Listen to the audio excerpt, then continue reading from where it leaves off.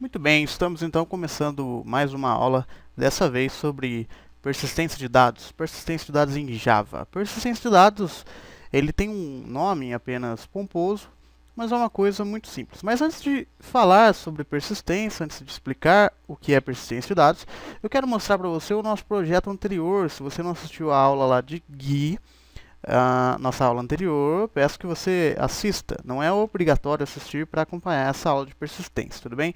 Mas aqui eu tenho o nosso projeto, aqui na minha tela eu tenho o nosso projeto que nós fizemos na aula de GUI. Nós fizemos um mini sistema de matrículas numa escola hipotética. E nesse mini sistema de matrículas nós temos aí os dados dos alunos. Nós temos uma tela para o usuário cadastrar aí os alunos, matricular os alunos dessa escola. Eu quero mostrar também o código dessa tela, né? Nós fizemos de uma forma que os alunos que são cadastrados nesse mini sistema, eles são guardados dentro de um array list. Para você que não lembra ou não sabe, um array list é como se fosse um banco de dados em memória, na memória do computador, na memória RAM. Então todos os alunos cadastrados eles vão sendo armazenados na memória RAM do computador. Você sabe qual é a característica principal da memória RAM, não sabe? Quando desligamos a máquina, tudo que está na memória RAM some, tudo que está na memória RAM desaparece. Vamos ver esse sistema funcionando? Olha só, eu tenho aqui a tela, eu vou clicar aqui no botão verde aqui em cima. Temos aqui a nossa tela, eu vou cadastrar um aluno aqui para você ver, vou cadastrar o Zé. Zé, o RG dele vai ser 123, o Zé tem 10 anos, é masculino, o Zé vai querer comprar o uniforme na matrícula. Valor total R$10. Se ele quiser comprar a van, olha só, clica, acrescenta mais 150. Mas ele não vai querer van não. Matriculei o Zé, apareceu ali aluno matriculado com sucesso. Vou cadastrar mais um aqui, vou cadastrar a Maria. Maria, o RG dela vai ser 444, a Maria tem 12 anos, é feminina, e a Maria quer van e uniforme. Matricular, vou clicar aqui no botão listar para você ver, olha só. Para listar, nós não fizemos uma tela, ele lista aqui direto no console aqui do Eclipse mesmo, essa IDE que eu estou utilizando aqui.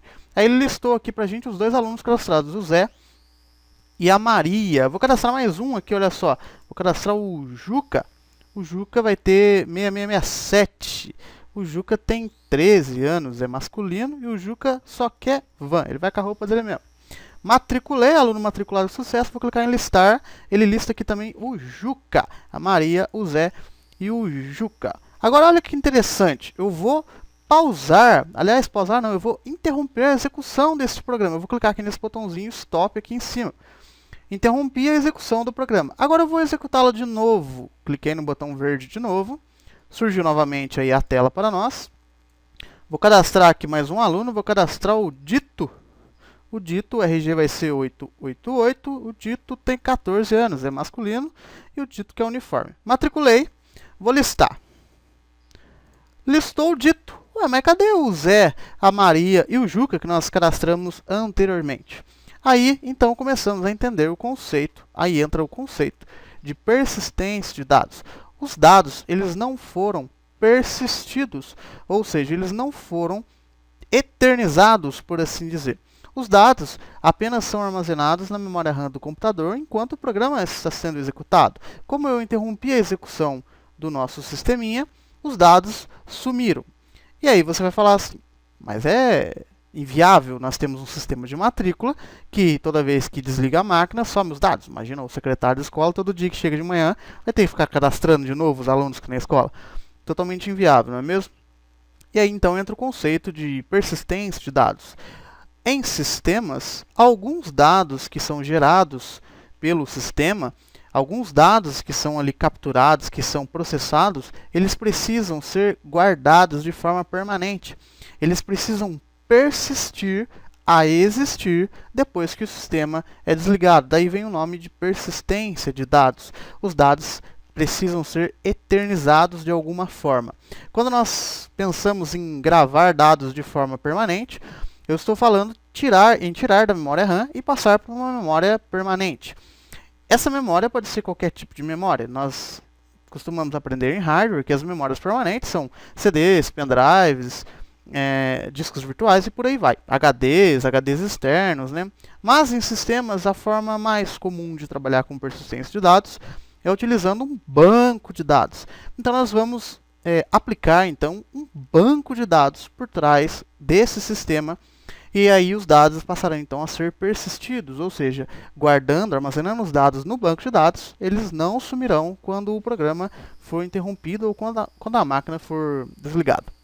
É importante notar que nem todos os sistemas existentes, eles têm dados persistidos. Pode ser que você tenha um sistema híbrido em que alguns dados são persistidos, outros não. Ou pode ser que você tenha que construir um sistema, você que eu digo, você desenvolvedor, na sua carreira de desenvolvedor, você tem que construir aí um sistema que não precise de dados persistidos. E pode ser também que você tenha que construir um sistema que tenha que ser inteiramente persistido. Um exemplo clássico de sistema sem dados persistidos, por exemplo, dentro de uma lotérica, onde você faz lá as suas apostas, nós temos aí uma maquininha, tem uma maquininha na parede lá que é o palpiteiro. Todo mundo já deve ter visto uma maquininha dessa dentro da lotérica.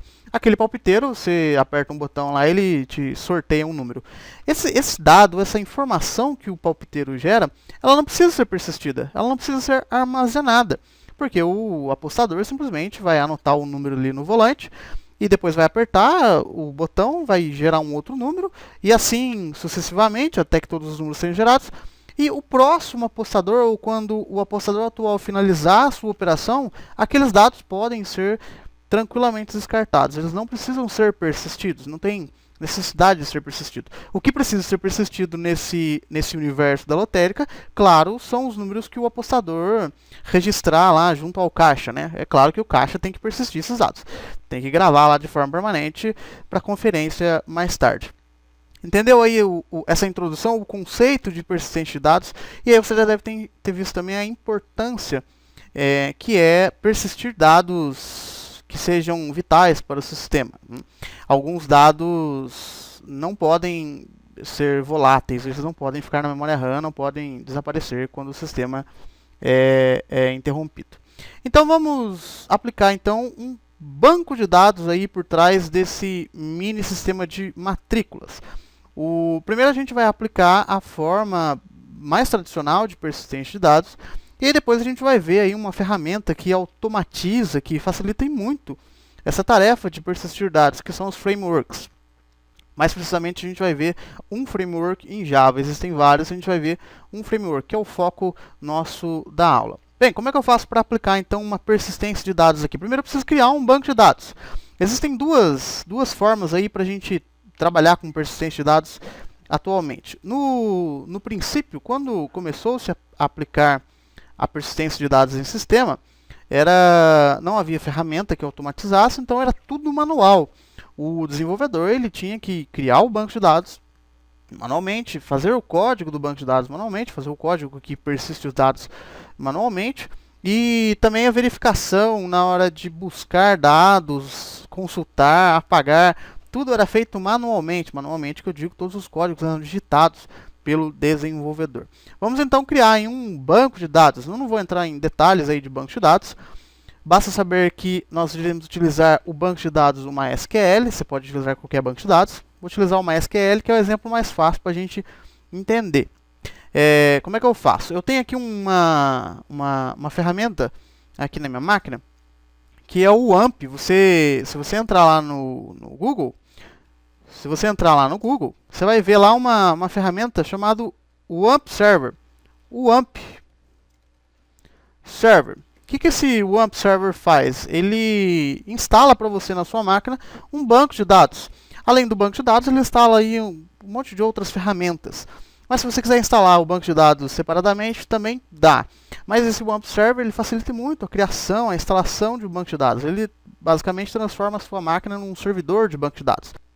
Então eu tenho o WAMP Server na minha máquina e vou apenas inicializá-lo. Então, deixa eu fechar aqui.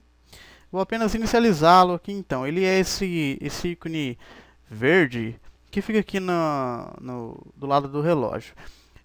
Quando você baixar o WAMP Server, você vai iniciá-lo. Se esse ícone não ficar verde, quer dizer que o WAMP Server não está conseguindo ser ativado, digamos assim. Isso pode ocorrer, por exemplo, porque as portas do WAMP Server, as portas dos serviços que ele oferece estão ocupadas. Por exemplo, se você tiver o Skype instalado na sua máquina, com o Skype aberto, você não consegue iniciá-lo também. Então é bom ficar atento a este ícone dele, se ele está verde ou não. O meu aqui está verde, então eu vou iniciá-lo. Basta abrir o navegador, digitar lá localhost. Ele vai abrir aqui para mim a tela do WAMP Server. Eu vou clicar aqui em phpMyAdmin. Aí ele vai abrir aí para mim a tela do banco de dados MySQL. Eu vou criar aqui então um banco de dados. Eu vou vir aqui em base de dados. Vou colocar aqui o nome do banco de dados de escola. O collation dele, que é o padrão de acentuação, eu vou colocar UTF-8 Unicode CI. O TF-8, cuidado para confundir com esse UTF-8 MB4, hein? O TF-8 Unicode CI, que é o padrão de acentuação, para ele funcionar aí o cedilha, o acento agudo e por aí vai. Vou colocar em criar. Pronto, criou aqui para mim o banco de dados, escola. E aí dentro desse banco de dados eu vou criar uma tabela, aqui chamada alunos. O número de colunas é o número de informações que eu vou gravar ali, o número de campos. Eu vou vir aqui no nosso sistema em Java e eu vou gravar lá o nome, o RG, a idade, o sexo, se ele vai querer uniforme IVAN, né? Se ele vai querer um desses opcionais, e o valor total. Então eu tenho aí 4, 5, 6, 7. É isso mesmo? Ih, não sei contar, hein? 4, 5, 6, 7. 7 informações, então. Então eu vou criar aqui, além do código, né? Eu vou criar um código também para cada aluno. Então eu vou colocar 8 informações aqui, ó. 8 informações. E aí eu vou colocar aqui, então, um código para ele. Eu vou chamar esse código de ID. E aí vai vir o nome dele. E aí eu não lembro mais. RG, idade, sexo. O RG, a idade, o sexo. Vou colocar aqui uniforme. Uniforme, se ele vai querer ou não. Eu vou marcar aí uma opção sim ou não para ele. VAN e o total. O ID, ele vai ser do tipo inteiro. Eu vou marcar essa caixa aqui de AI para ele auto-incrementar, para ele colocar um código sozinho cada vez que for cadastrado um novo aluno. E esse índice eu vou colocar primary, que é a chave primária. O nome será varchar, vou colocar 200 caracteres por nome. O RG também será varchar, o RG tem que ser varchar. Vou colocar aí 15 para o RG. O RG ele não é número, ele tem que ser varchar, ele não é do tipo numérico, porque algumas pessoas têm no RG a letra X. A idade eu vou deixar inteiro mesmo, porque é um número inteiro. O sexo, eu vou colocar uma letra lá, né? Vou colocar varchar, vou colocar uma letra. Aliás, acho que vou colocar a palavra, porque lá no Java nós estamos capturando a palavra toda. O uniforme eu vou colocar sim ou não. Então eu vou colocar varchar. Aliás, vou colocar char. Cadê o char? Vou colocar char de 1. Eu vou colocar uma letra, S ou N. Esse aqui também, eu vou colocar char de 1. E o total será eu vou colocar como varchar. O ideal seria colocar como double, mas eu vou colocar como varchar, porque por enquanto nós não iremos fazer cálculos com esse número. Eu vou colocar aqui 10 caracteres.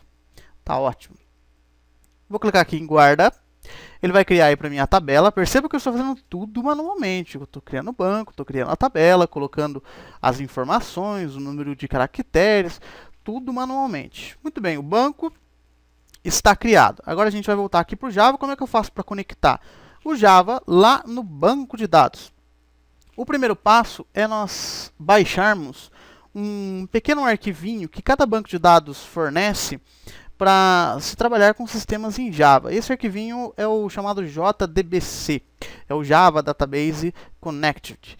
Esse JDBC é como se fosse um pequeno plugin que permite ao seu sistema em Java conectar-se com o banco de dados que você deseja. No caso, nós estamos utilizando o MySQL, então eu vou baixar o JDBC para o MySQL. Se você estiver utilizando o Oracle, você vai lá no site da Oracle e baixa lá o JDBC. Se você estiver utilizando Postgre, Firebird ou qualquer outro banco de dados, cada banco de dados fornece aí para nós um JDBC. Para ficar mais fácil para nós e também para você, eu já coloquei aqui o JDBC no meu site. Entra lá em sorjonas.com.br, vem aqui no símbolozinho do Java, aqui, ó, Lógica e Técnica de Programação, e aí você vai ver aqui um arquivinho chamado JDBC, aqui, download JDBC MySQL Connector. Clica, ele vai baixar aí para você um jar, um Java Archive, um arquivo Java. Ele vai baixar aí para você um jar, esse jar está aqui na área de trabalho. Tá ele aqui, ó. Com esse arquivinho, nós vamos adicioná-lo aqui ao nosso projeto, para que seja possível nós fazermos a conexão com o banco de dados. Como é que faz isso? Dá botão direito aí no seu projeto, aqui eu tenho o projeto matrícula.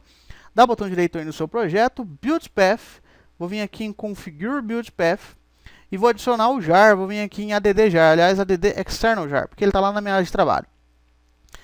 Vou escolher ele aqui, tá aqui, abrir, ele adicionou, ok, vai surgir aqui pra gente o Reference Libraries, e aí tem aqui o conector do MySQL. Pronto, nós já estamos habilitados a conectar lá no nosso banco de dados. Vou vir aqui no código.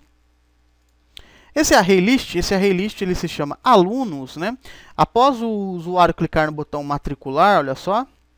Após o usuário clicar no botão matricular... Ih, cadê? Perdi. Tá aqui. Após o usuário clicar, então, nesse botão, ele cria um objeto da classe aluno, coloca todas as informações lá, o sexo, o nome, o RG, a idade, o valor total da matrícula, e aqui no final ele dá um comandinho alunos. Alunos é o nosso array list, alunos.add. Ele adiciona quem? Adiciona o X. O X é quem? O X é o aluno que está sendo criado.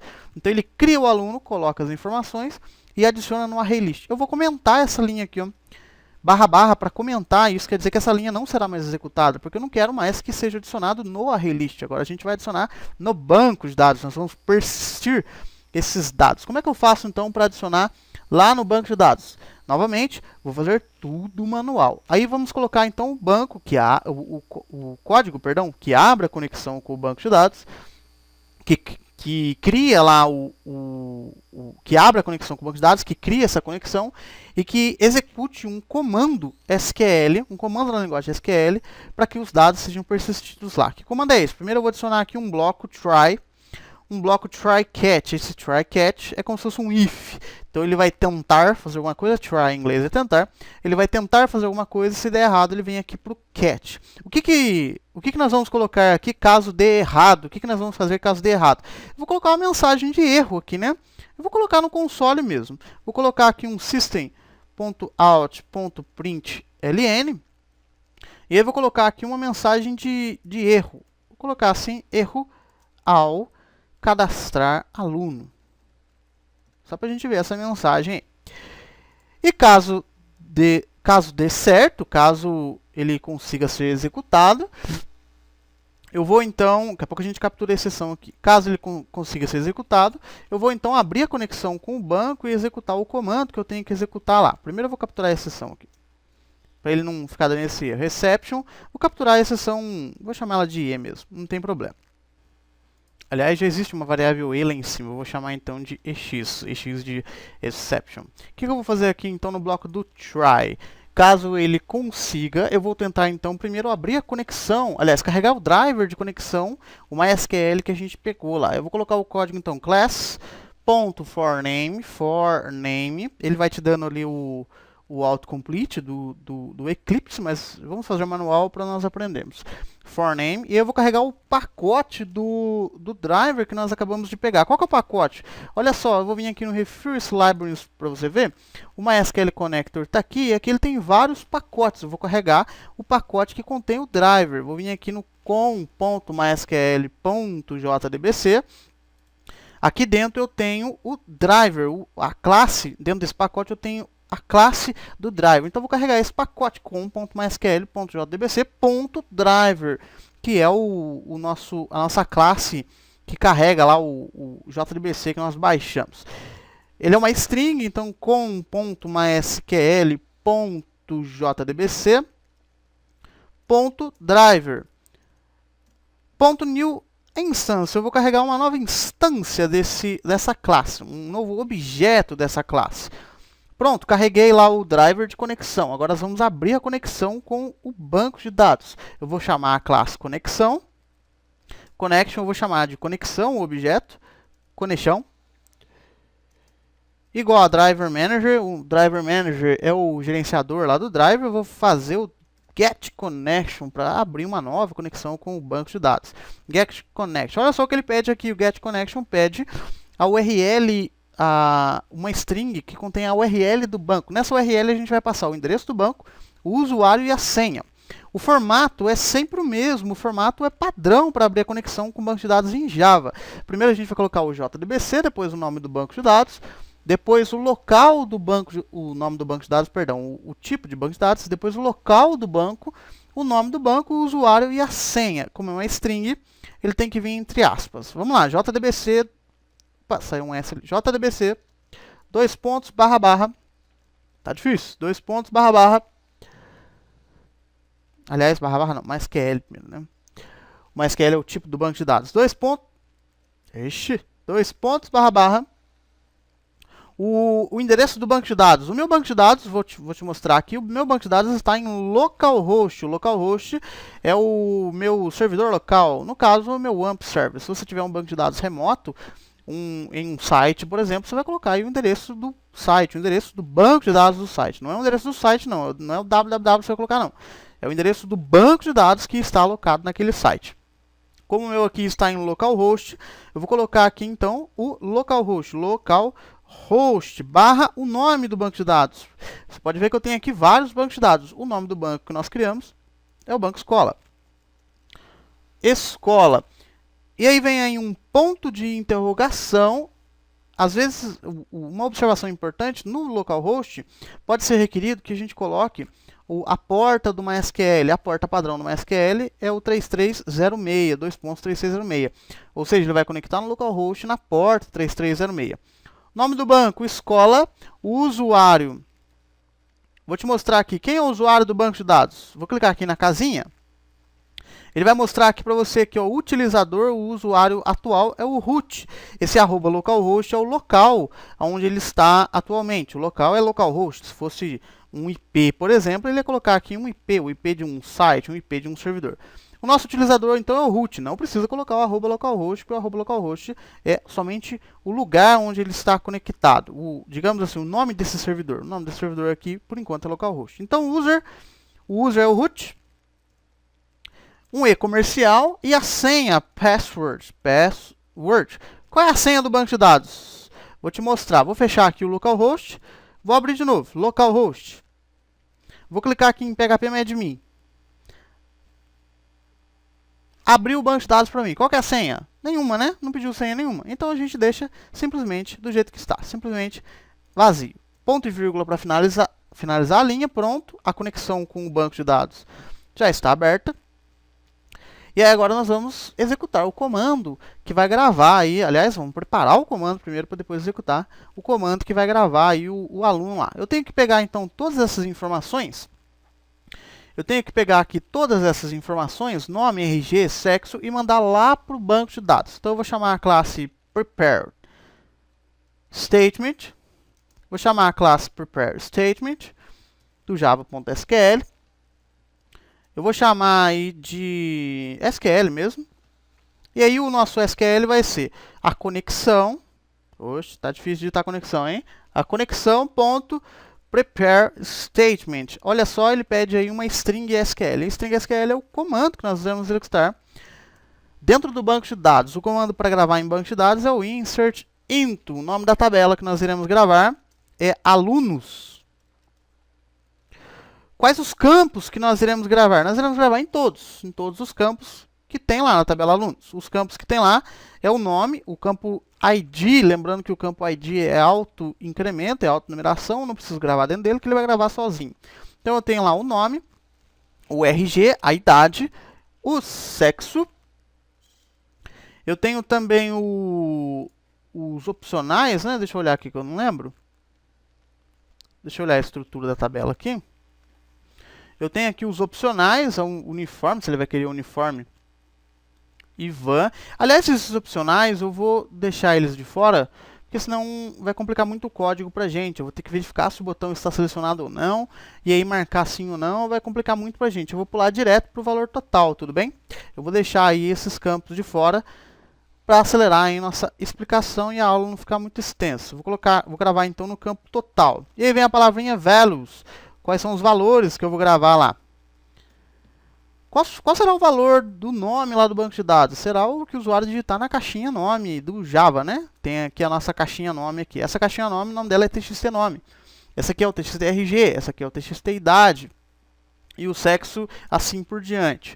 Nome é o txt nome, só que os valores precisam vir concatenados, então a gente vai colocar assim, apóstrofo, apóstrofo, aspas, aspas, mais, e aí dentro do mais a gente vai colocar txt nome ponto, ops, saiu um ponto a mais aqui, txt nome, ponto get text. Ou seja, eu quero pegar o texto lá da caixinha nome. Qual é o próximo? Apóstrofo, apóstrofo, aspas, aspas, mais, txtrg.get text. Também pego lá o texto da caixinha RG. Mais um. Acho que eu não vou fazer todos não, hein? Vou colocar só a idade aqui, então, só para a gente ver os dados sendo persistidos lá, hein? Senão vai ficar muito extenso. Vou colocar aqui, então, o txt idade. A idade lá no banco, é do tipo int, então eu não preciso colocar aí apóstrofo, tudo bem? Olha só, vou retirar aqui o apóstrofo. Txt idade, ponto, get text. Apesar de ser do tipo int, faltou mais aqui. Apesar de ser do tipo int, nós utilizamos o método getText normal, por se trata de um campo do tipo texto. Eu vou gravar só essas informações, cara, para não ficar muito extenso para nós, tudo bem?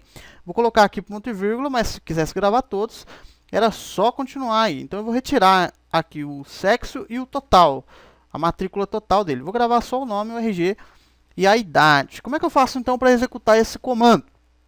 Eu tenho aqui o SQL, como é que eu faço para executar esse comando? Vou colocar aqui SQL, ponto, execute, para ele executar o comando para nós.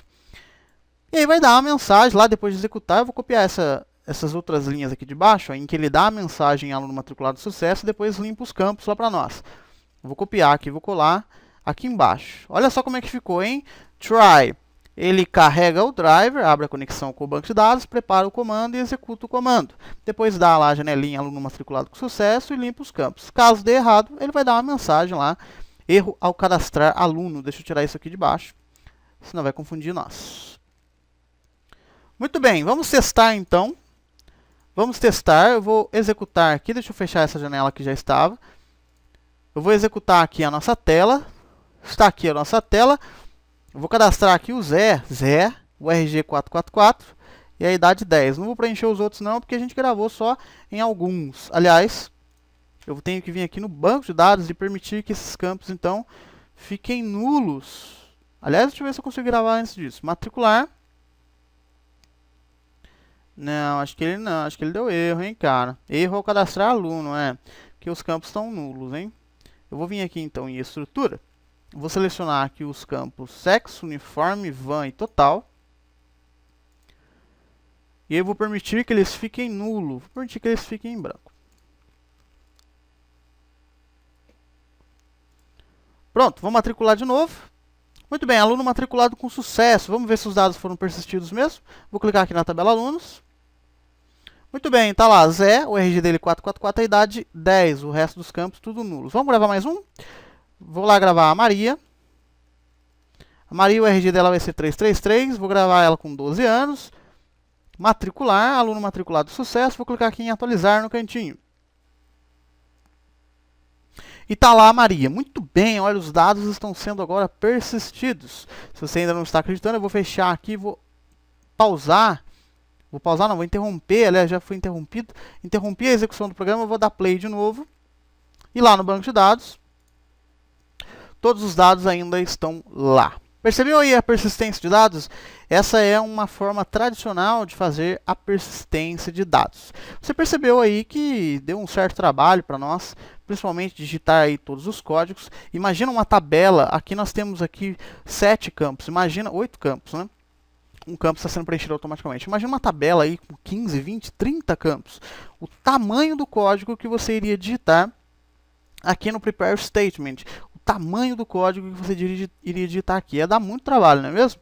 Então, para isso, nós vamos aí ver agora, então, uma outra forma de trabalhar com persistência de dados, que é a forma através de um framework. O que é um framework? Um framework é uma ferramenta que automatiza algum processo para você. Pode ser que existam frameworks aí para banco de dados, frameworks para gerar formulários, framework para gerar PDF e por aí vai. Vários tipos de framework. Nós vamos trabalhar aí com um framework de persistência, um framework que automatiza ou que facilita essa tarefa para nós de persistência de dados. Eu quero apresentar então para vocês o framework, o Hibernate. O Hibernate, Eu estou aqui no site dele, hibernate.org.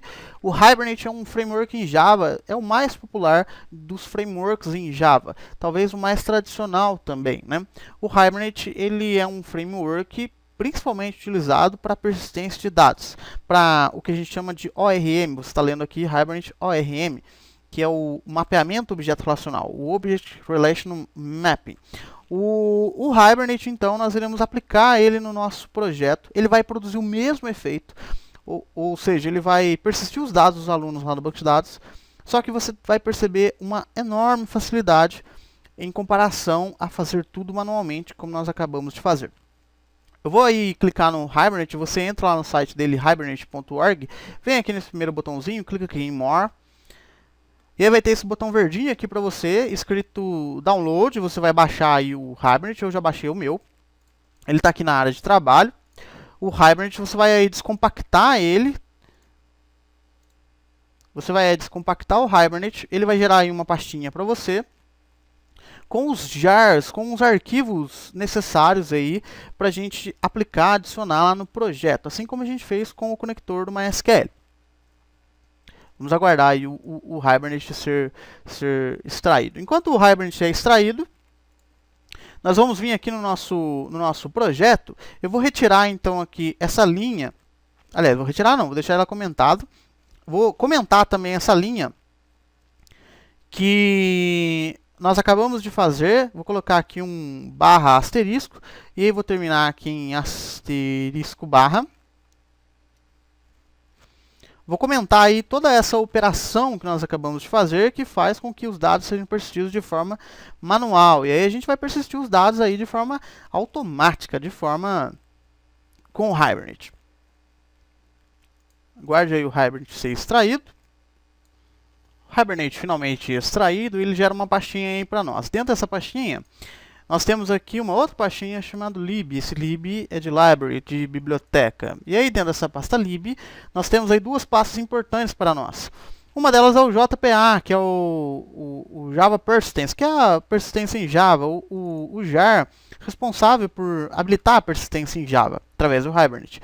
E a outra pasta é o Required. Required, como o nome já diz aí, são os arquivos obrigatórios do Java. Nós vamos adicionar tudo isso lá então ao nosso projeto, do mesmo modo que a gente adicionou o conector do MySQL. Vai lá comigo então no seu projeto, dá botão direito aí no projeto, vem aqui em Build Path, Configure Build Path, vem aqui em Library, add external jar, nós vamos adicionar todo mundo lá. Vem aí na pastinha do Hibernate lib, vou adicionar primeiro o JPA, que é o Entity Manager, está lá, o Hibernate Entity Manager, daqui a pouco nós vamos entender o que é isso. E eu vou adicionar também a pasta Required. Todo mundo. Muito bom. Falta aí um arquivinho aí, cara, que o Hibernate não tem disponibilizado no seu pacote aí de download. Aí, esse arquivinho não tem sido disponibilizado. Não sei porquê. Eu deixei esse arquivinho pronto para nós também. Vai lá no site sorjonas.com.br novamente. E baixa aí pra gente esse jar Hibernate, que é o responsável pelas transações. O JBoss Transaction. Daqui a pouco a gente vai entender o que é isso também. Tá aí o JBoss Transaction, tá lá na área de trabalho. Eu vou adicionar ele também. Na área de trabalho. Tá aqui. JBoss Transaction. Ok, muito bom. Todos os jars aí estão adicionados. O Hibernate está aí, entre aspas, instalado no nosso projeto, no nosso Eclipse. Como é que vai pra gente usar ele então? Primeiro passo é nós criarmos um arquivo de configuração do Hibernate. O arquivo de configuração do Hibernate é um arquivo XML. Ele já tem um nome definido também, é o persistence.xml. E esse arquivo ele tem que ficar dentro de uma pasta no nosso SRC. Dentro de uma pasta chamada metainf. Olha que loucura. Vou vir aqui então no SRC. Vou dar botão direito aí no SRC, vou vir aqui em New e vou vir aqui em Folder. Vou criar uma nova pasta. Essa pasta ela vai se chamar meta-inf, tudo maiúsculo. Isso é padrão do Hibernate. Dentro dessa pasta meta-inf, nós vamos colocar aí um outro arquivo. Vou vir aqui em New, vou criar aqui, vou vir aqui em Other, não está aparecendo XML aqui para mim. Se estiver aparecendo para você, você pode clicar. Vou vir aqui em Other, vou vir aqui em XML file, vou criar um novo arquivo XML. E esse arquivo ele já tem um nome padrão, ele tem que se chamar persistence. Cuidado para digitar errado, hein? Persistence.xml. Vou clicar em Finish. Tá lá, ele criou aí o arquivo de persistência. Para não perdermos tempo, eu já deixei pronto o arquivo de persistência e o persistence.xml. Tá aí o persistence.xml. Vou copiar tudo e vou colar tudo por cima mesmo. E nós vamos entender o que esse arquivo faz aí, né? É um arquivo XML.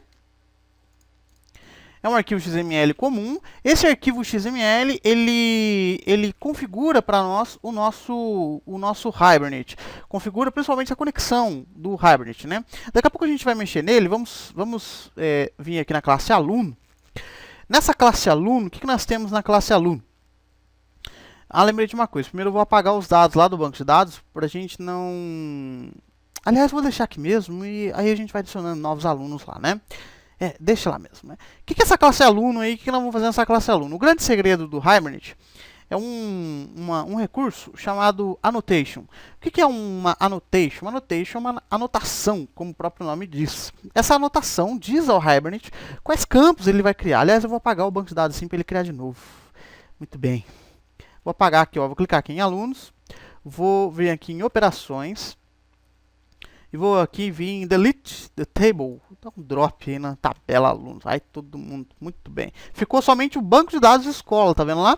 Somente o banco de dados escola, não tem mais nenhuma tabela. Olha, você clica, não é um truque, você clica, está escrito que nenhuma tabela encontrada. Tudo bem? Muito bem, voltamos lá ao nosso Eclipse. Estávamos falando então de annotation, uma anotação. Ele diz ao Hibernate quais campos ele deve criar lá no banco de dados, qual o nome da tabela, qual o tipo de dados que ele vai assumir e por aí vai, né? As annotations são um recurso que o Hibernate disponibiliza para que na hora que ele olhe para essa classe, a palavra que tradicionalmente usamos é mapeie. Na hora que ele mapear essa classe, ele vai olhar as annotations e vai reproduzir essa classe lá no banco de dados em formato de tabela. Uma annotation é sempre composto por arroba, ou seja, essa classe aluno, eu quero que ela vire uma tabela lá no banco de dados, então eu vou colocar uma annotation nela aqui. Vou colocar aqui arroba entity, ou seja, eu quero que ela vire uma entidade. Não se importe com os erros por enquanto, hein? O nome, o RG, a idade, eu vou fazer igual nós fizemos lá. Vou colocar só esses campos, tudo bem? O nome, o RG e a idade, eu quero que virem campos lá, então. Então, eu vou anotar como column. Vou copiar. Column. Para o Hibernate criar o ID sozinho, você está vendo que nós não temos aí um campo chamado ID, né? Para o Hibernate criar o ID sozinho, eu vou colocar aqui então um private int ID, e aí vou colocar aqui uma anotação nele aqui também, uma annotation nele aqui. A annotation do ID será arroba ID. E aí para ele gerar automaticamente será o generate value. Muito bem. Para gerar o valor aí para nós sozinho. Ops, saiu um ponto a mais aqui. Muito bem. As annotations aí da nossa classe estão prontas. Ele está dando esse monte de erro aqui porque nós não importamos lá. Eu vou importar aqui então o javax.persistence. Ele importou aqui automaticamente o generate value para nós. Eu vou importar tudo.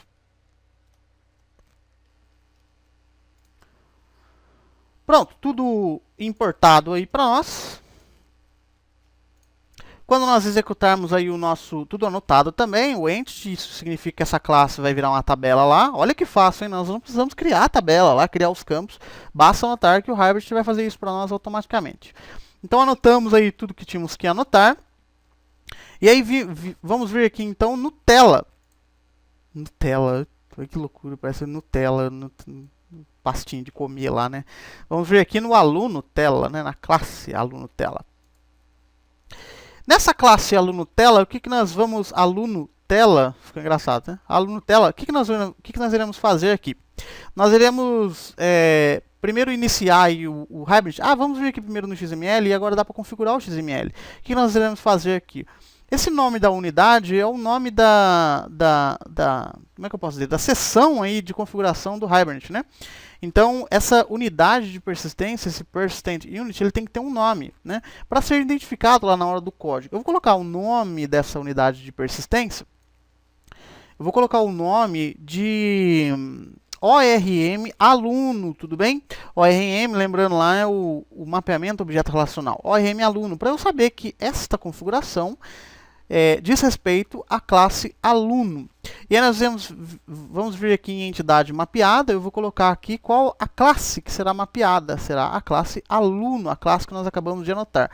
Cuidado na hora de digitar que esse aluno é com A maiúsculo, porque se refere à classe. Aqui aquela linha que nós fizemos manualmente já está colocado, o driver do MySQL. Aqui aquela outra linha também já está colocado, precisamos apenas editar o nome do banco aqui, será escola. O usuário do banco será root e a senha do banco você já sabe que é em branco. Outras configurações aqui, o dialeto utilizado lá no MySQL, pode ter vários. Esse show SQL indica se a gente vai mostrar ou não o comando para o usuário. Não é muito bom mostrar não, mas eu vou deixar aqui true, vou deixar verdadeiro para a gente poder visualizar o comando e ver o que está sendo executado. E o format SQL para ele mostrar no formato de SQL. A última configuração é o modo de operação aqui, deixei um comentário no arquivo, o modo de operação do Hibernate. Ele tem 3 modos, na verdade tem 4 módulos, né? Os 3 mais importantes, digamos assim, para nós, é o modo Update, o modo Create e o Create Drop. O que o Update faz? O Update, como o nome já diz, ele atualiza, ou seja, não tem a tabela, ele vai lá e cria. Não tem tal campo, ele vai lá e cria.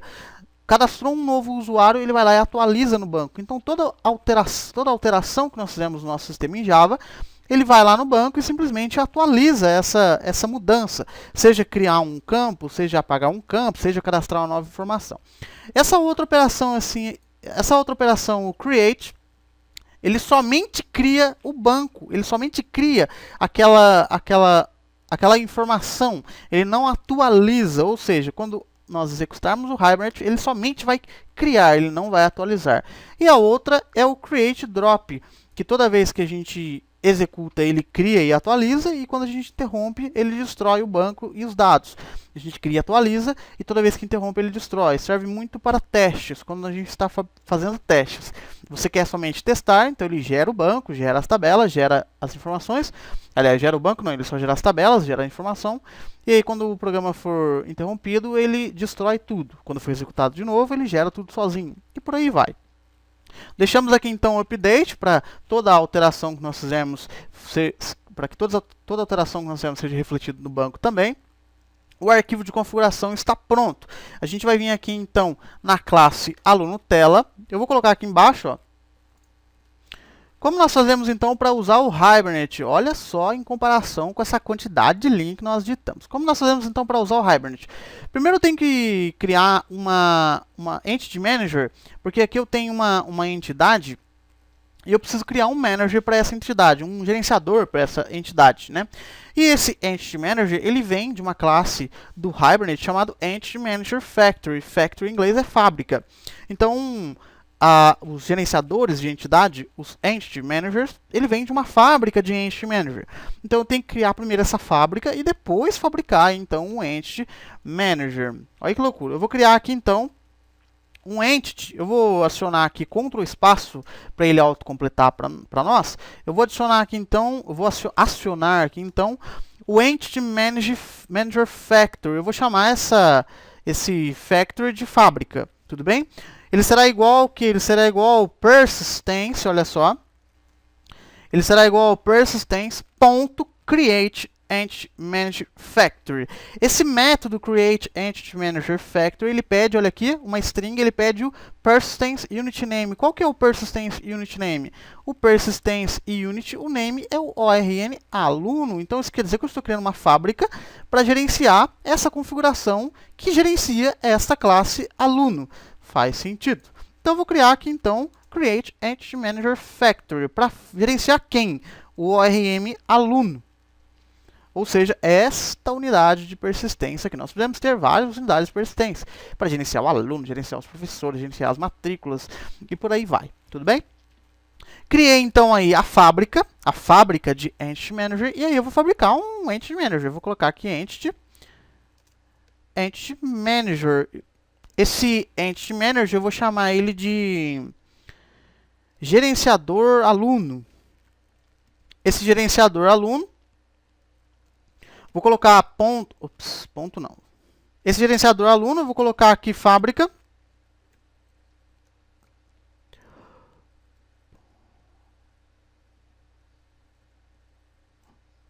Ponto. Create Entity Manager. Deu uma pausa aqui, deu pau aqui no Eclipse aqui, viu? Então aqui eu tenho a fábrica de Entity Manager, eu vou fabricar um Entity Manager. Esse Entity Manager vai se chamar gerenciador aluno. Fábrica.create Entity Manager. Criei aí o nosso gerenciador. E aí eu vou adicionar as informações. Quais informações? Crio o objeto aluno. Vou copiar e colar. Criei o objeto aluno, o X. Aliás, esse objeto ele já está criado, né?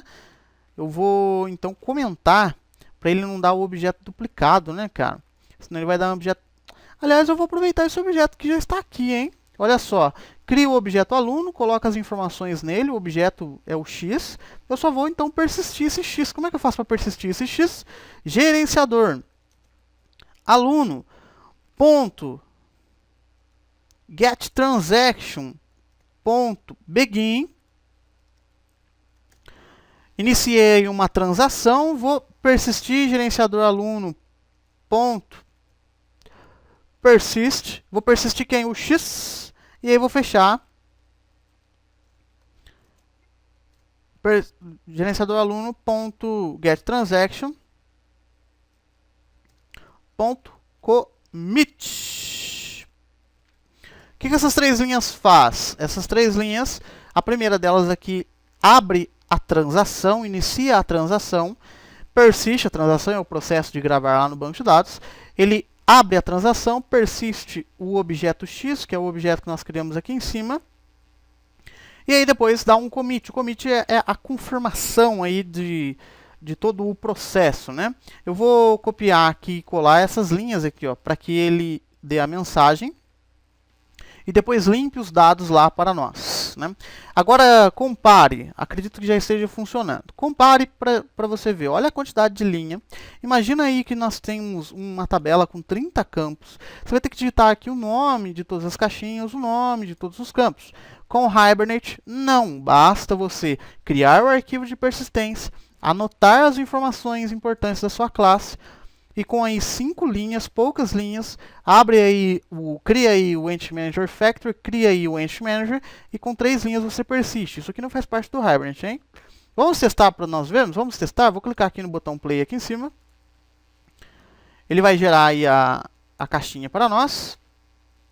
E aí eu vou persistir o Zé.